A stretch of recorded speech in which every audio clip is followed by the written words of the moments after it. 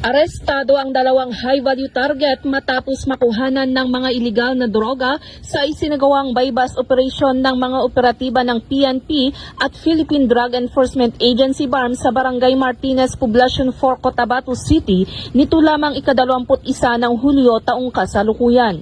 Kinilala na PDEA BARM Director Gil Cesario Castro ang mga suspect na si alias Homer, 31 na taong gulang at si alias Abu Bakar, 31 na taong gulang.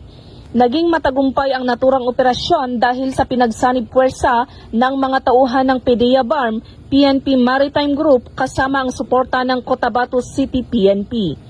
Nasamsam sa operasyon ang 5 piraso ng heat-sealed transparent plastic sachet na naglalaman ng hinihinalang shabu na tinatayang may kabuuang timbang na 250 gramo at nagkakahalagang humigit kumulang 2 milyon, bypass money, isang cellphone, 2 wallet at mga identification cards.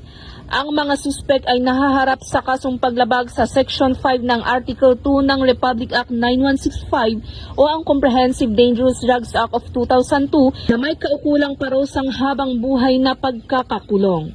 Samantala, patuloy naman ang Cotabato City PNP at PDEA BARM sa mas lalong pagpapaigting ng kampanya kontra iligal na droga upang masiguro ang kaligtasan ng bawat mamamayan.